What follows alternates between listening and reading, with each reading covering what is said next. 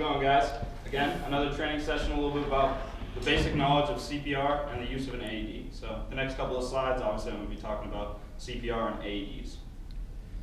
So as you may know, the American Heart Association came out with new guidelines for CPR and emergency cardiovascular care in October of 2010. The biggest change in this new sequence for CPR is the sequence has changed from ABC to CAB. You may be asking yourself why. Well, because of delays and compressions associated with the time needed to open the airway and give breaths. The new sequence allows chest compressions to begin sooner, and for adults with witnessed cardiac arrest and ventricular fibrillation, chest compressions and early defibrillation are critical. Most victims receive no bystander CPR, which may be due to the ABC sequence, which started with the most difficult task. CPR has two main parts: compressions and giving breaths. Pushing hard and fast on the chest is the most important part of CPR. When you push on the chest, you pump blood to the heart and the brain, and compressions is the act of pushing against the chest. People often don't push hard enough because they're afraid of hurting the victim, and injury is unlikely, but is better than death. It's better to push too hard than not hard enough. These are the actions you should take when giving CPR. Make sure the person is lying on their back on a firm, flat surface. So taking them off the bed or taking them, away from anything that'll cushion when you push on their chest. Always on a hard, flat surface, guys.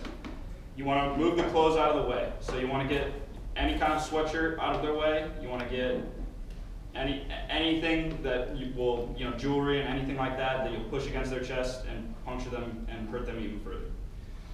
So step one, basically you put the heel of one of your first hand, usually your most dominant hand, on the lower half of the breastbone. You put the heel of your other hand on the top, and then that's how you give CPR. So right about the nipple line on the chest plate, both hands on top of each other, giving good compressions that way.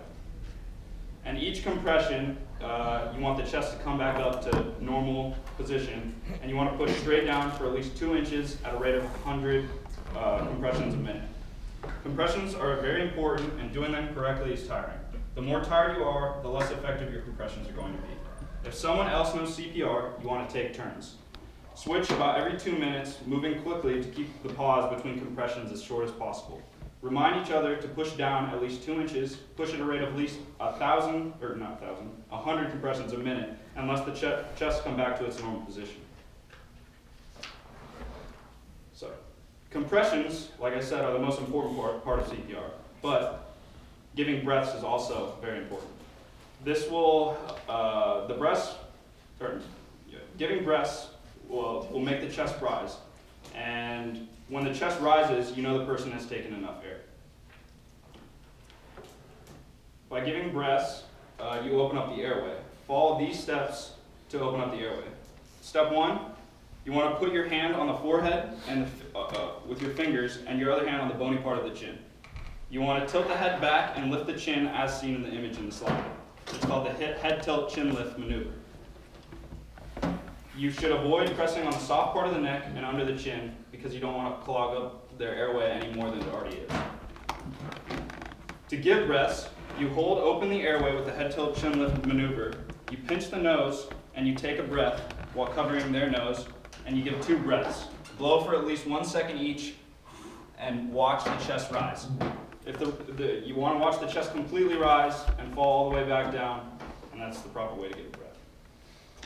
And if you give someone a breath and the chest doesn't rise, allow the head to go back to its normal position, then open the airway again by tilting the head and lifting the chin.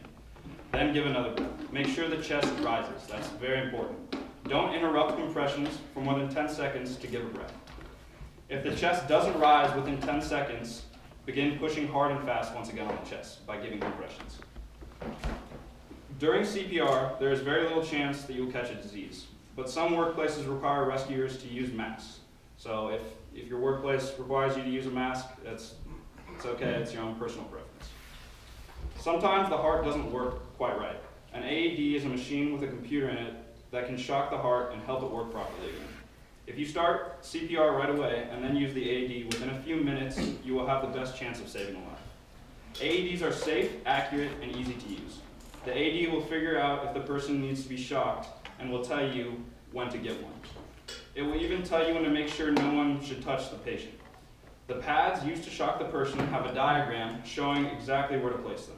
The most common ways to turn on the AED are to push, obviously, the on button, lift the lid, and then turn on the AED and let everybody, it'll tell you exactly what you need to know. The statistics you see in front of you reemphasize the importance of having an AED program.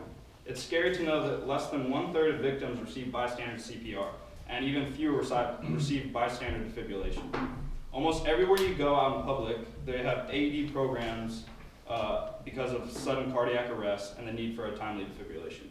AEDs are now found in almost every workplace nowadays. They're in schools, hospitals, privately owned buildings, and many more. So, for the next few minutes, we'll go over a little basic demonstration of CPR and how the operations of AED goes. So I want you guys to pair up with a partner now and kind of use the skills that we just went over separately. What we want to do for an adult is a 30-to-2 ratio. 30 compressions to 2 breaths. So I want you guys to now try this. One of you guys gets up, and like I said, you want to switch off because it gets very tiring. So, first person stand up. I want you guys to give 30 compressions using the head tilt chin lift maneuver. Give 2 breaths and then pass it off to your next buddy. All right, go ahead.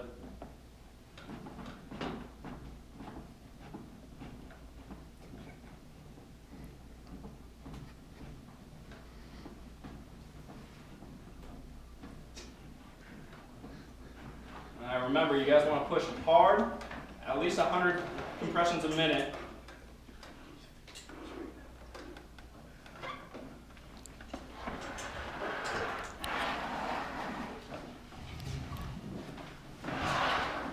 Good, good, Cap. I like the way, that's a good rate right there. Everybody seeing what Cap's doing?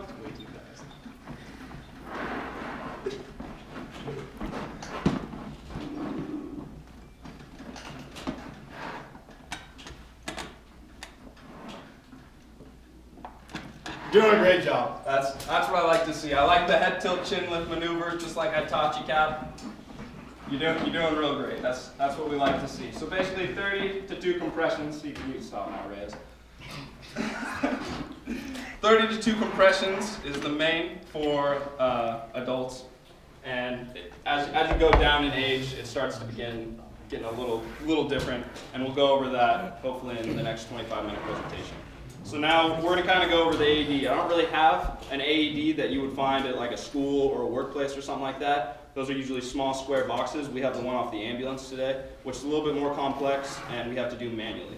The AED that you would find off of a wall of a school would basically, like I said in the PowerPoint, tell you exactly what to do. You would turn it on, it would talk to you, it would say, hey, place the pads on the patient. You'd find the pads inside of the box, you would take them out, and it actually shows you exactly where to place them on the patient. So usually on the upper chest and then on the side, lower side. And at that point, it'll tell you it'll analyze the patient. It'll tell you it's analyzing the heart rate to see if they can even shock them. And if a shock is advised, it'll tell you, hey, shock advised, stand clear of the patient. That's when, like I said, you get everybody clear the patient, you charge up the AED, and you shock them.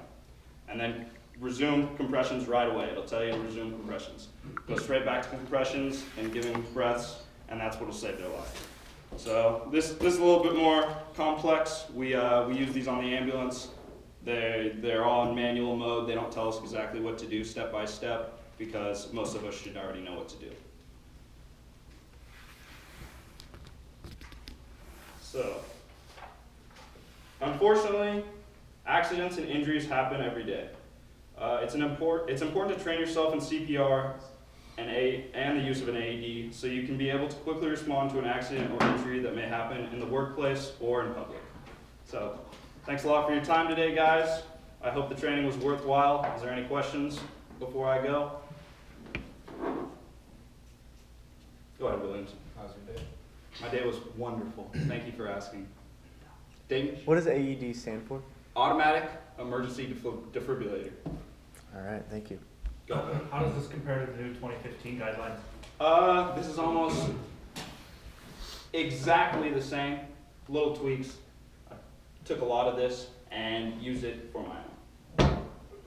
I was curious on the automated part.